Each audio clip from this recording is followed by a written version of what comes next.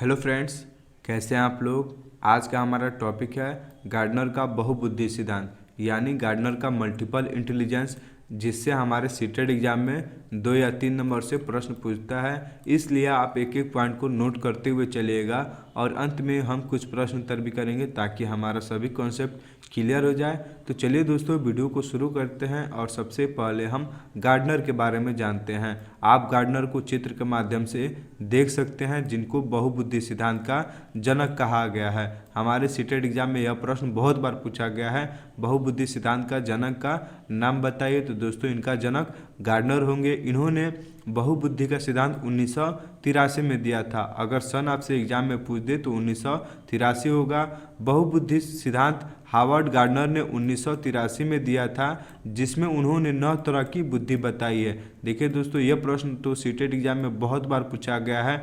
बहुबुद्धि सिद्धांत में कितने प्रकार का बुद्धि बताया गया है? तो दोस्तों 9 तरह का बुद्धि बताया गया है। इन्होंने सबसे पहले 7 प्रकार की बुद्धि बताई थी, फिर उसमें संशोधन कर 2 और प्रकार का बुद्धि ऐड किया था और अंत में इन्होंने 9 तरह का बुद्धि का प्रकार बताया था। ये सीटेट एग्जाम में बहुत बार पूछा गया है। दोस्तों, एनसीईआरटी के अनुसार 9 तरह का बुद्धि हमें पढ़ाया जाता है और सीटेट एग्जाम में भी 9 तरह का बुद्धि ही सही होता है।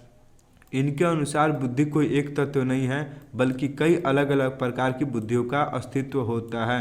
कहने का अर्थ है, गार्डनर यह मानते हैं कि एक ही मनुष्य में, एक ही आदमी में कई तरह का बुद्धि होता है। जैसे उसके अंदर भाषायिक बुद्धि होती है, वह अपने भाषा को बोलने में एक्सपर्ट होता है। उसके अंदर सांगीतिक बुद्धि होती है, यानी कि वह संगीत गाने में भी एक्सपर्ट होता है। उसके अंदर तार्किक गणितीय होते हैं, यानी कि वह तर्क करने में भी एक्सपर्ट होता है। आप देखे होंगे कोई ऐसा आदमी होगा जो अच्छे नेता भी होगा, अच्छे संगीतकार भी होगा और अच्छे अभिनेता भी होगा, यानी कई प्रकार की बुद्धि उसमें पाई जाती है। प्रत्येक बुद्धि एक दूसरे से स्वतंत्र रहकर कार्य करता है, यानी कि कोई भी बुद्धि आपस में मिला जुला नहीं होता है। ऐसा नहीं है जो भाषा बोलने में एक्सपर्ट है तो वह तर्क करने में एक्सपर्ट नहीं होगा। सभी बुद्धि आपस में स्वतंत्र होता है। अब आइए दोस्तों, बुद्धि का प्रकार पढ़ते हैं। सभी प्रकार को हम चित्र के माध्यम से समझने की कोशिश करते हैं, क्योंकि यहाँ से प्रश्न डायरेक्ट पूछा जाता है कि शाब्दिक भाषायिक बुद्धि वाले व्यक्ति कौन होते हैं। तो आप दोस्तों पॉइंट को नोट करते हुए और समझते हुए चलिएगा। गार्डनर ने बुद्धियों के प्रकार कितने प्रकार से बताया है? तो दोस्तों आपको पता है 9 प्रकार से इन्होंने बुद्धि का प्रकार बताया है।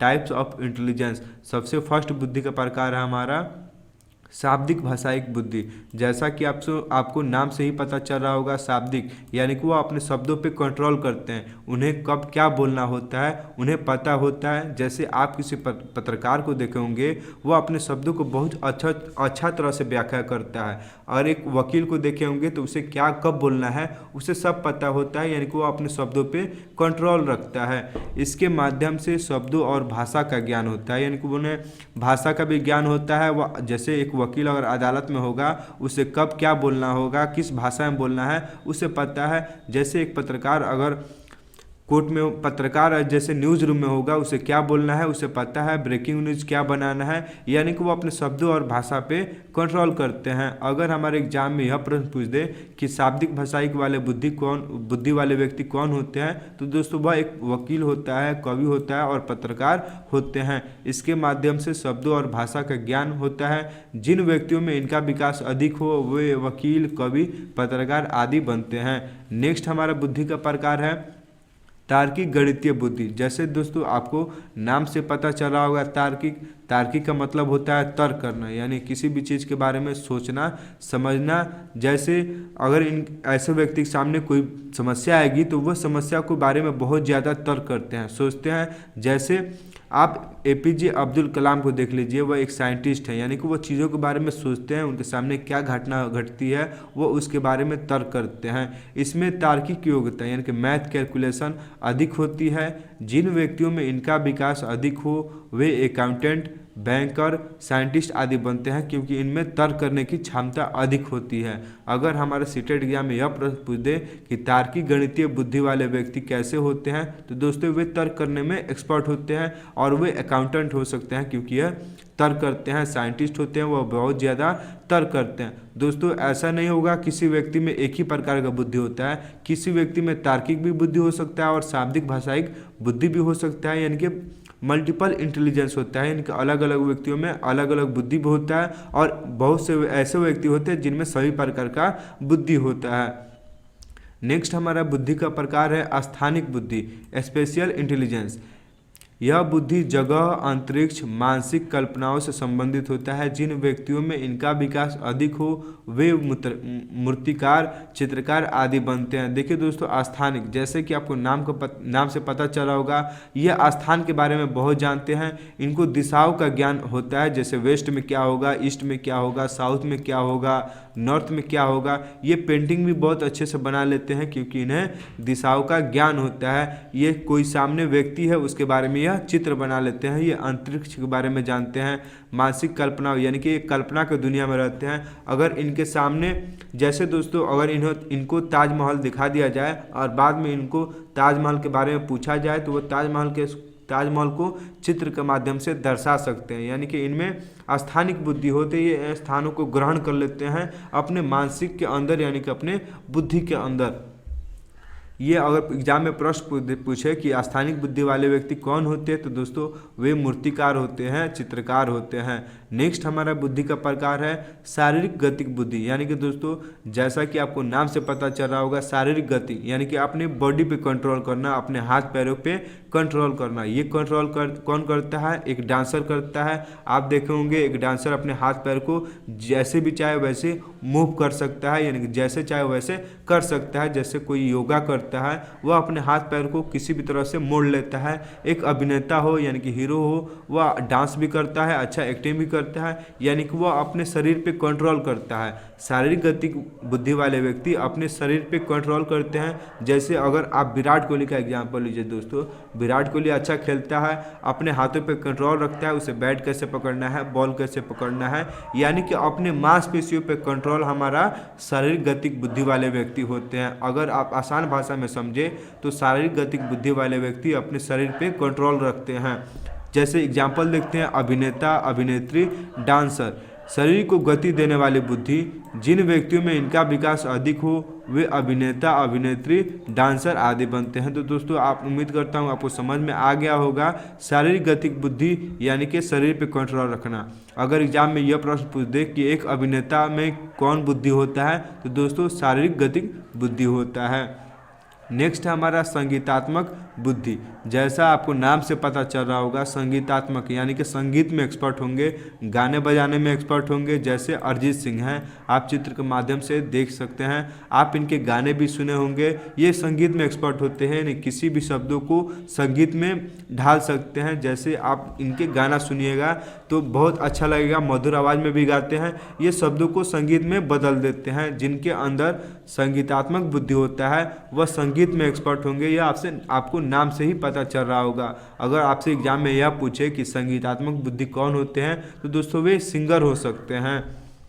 इस बुद्धि के अंतर्गत संगीत की बुद्धि अधिक होती है। जिन व्यक्तियों में इनका विकास अधिक हो वे सिंगर, इंटरटेनर आदि बनते हैं। जो जोक्स बनाते हैं दोस्तों वे बन जाएंगे इसमें।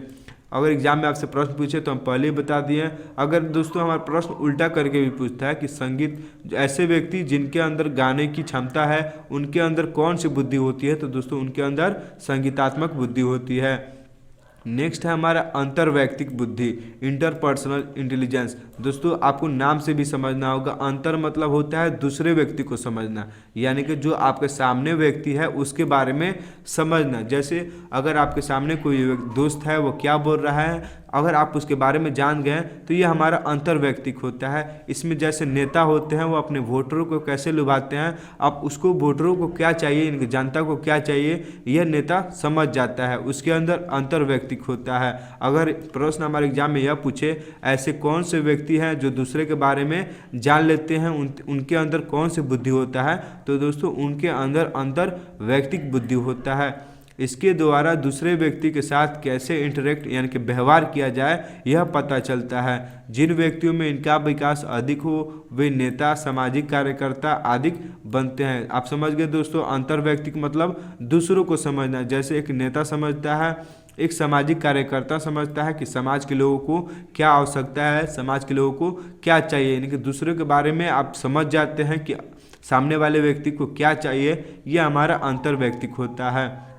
नेक्स्ट हमारा दोस्तों अंतःवैयक्तिक बुद्धि। अंत का मतलब होता है इंट्रा पर्सनल, यानी कि अपने आप के बारे में जानना, अपने आप के बारे में सोचना, आपको क्या पसंद है, आपको क्या खाना पसंद है, आपको कहाँ जाना पसंद है। जैसे आप संदीप माहेश्वरी का वीडियो देखे होंगे तो वह बताते हैं आप कैसे खुश रह सकते हैं, आप अपने आप को उदासी से कैसे दूर कर सकते हैं, अकेलापन से कैसे दूर कर सकते हैं। यानी कि अपने आप के बारे में सोचना, अपने आप के साथ कैसे व्यवहार किया जाए, अपने आप को क्या पहनना पसंद है, यह हमारा अंतःवैयक्तिक होता है। इसके द्वारा खुद के साथ इंटरेक्ट किया जाता है, यानी खुद के साथ व्यवहार किया जाता है। जिन व्यक्तियों में इनका विकास अधिक हो वे आध्यात्मिक गुरु बनते हैं, यानी साधु संत बनते हैं, क्योंकि वह अपने बारे में जान जाते हैं। नेक्स्ट हमारा प्रकृतिवादी बुद्धि। जैसे आपको नाम से पता चल रहा होगा प्रकृतिवादी, यानी कि प्रकृति के बारे में सोचना, अपने नेचर के बारे में सोचना। जैसे एक किसान होता है वह प्रकृति के बारे में सोचता है, वह खेती करता है, वह मौसम के अनुसार खेती करता है, यानी कि कौन सा प्रकृति नेचर में क्या होगा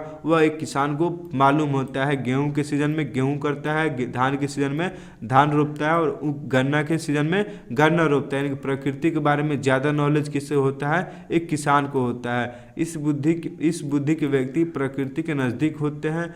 जिन व्यक्तियों में इनका विकास अधिक हो वे किसान आदि बनते हैं। तो दोस्तों आप समझ गए, अगर हमारे एग्जाम में पूछ दे कि प्रकृति बुद्धि वाले व्यक्ति कौन होते हैं तो दोस्तों किसान होते हैं। नेक्स्ट है हमारा और अंतिम है अस्तित्ववादी बुद्धि। इस बुद्धि के व्यक्ति हर चीज़ के अस्तित्व के बारे में सोचते हैं, जैसे इस दुनिया में क्यों आए, भगवान कौन है। जिन व्यक्तियों में इनका विकास अधिक हो वे साधु संत बनते हैं। दोस्तों अगर आपसे एग्जाम में पूछ दे कि अस्तित्ववादी बुद्धि वाले व्यक्ति क्या करते हैं तो दोस्तों वे अपने आप में तलाश में रहते हैं कि वह इस दुनिया में क्यों आए हैं, भगवान कौन है, यानी कि अस्तित्व की तलाश करते हैं। जैसे कोई नदी होगा उनके गांव में तो वह यह सोचते रहते हैं कि यह नदी कहाँ से निकला है, नदी कहाँ जाएगा, यानी चीज़ों के बारे में तलाश जारी रखना। जैसे आप एक साधु संत के देखे होंगे वह भगवान के बहुत नज़दीक होते हैं, क्योंकि वह उनके बारे में सोचते हैं कि आसमान में जो तारे हैं वह क्यों हैं, भगवान कौन है, हम कैसे पैदा हुए हैं, इस दुनिया में क्यों आए हैं। आप एग्जाम्पल से समझ सकते हैं। दोस्तों नेक्स्ट वीडियो में इससे रिलेटेड क्वेश्चन उत्तर करेंगे हम, ताकि कॉन्सेप्ट क्लियर हो जाए। अभी के लिए बस इतना ही, मिलते हैं आपसे नेक्स्ट वीडियो में।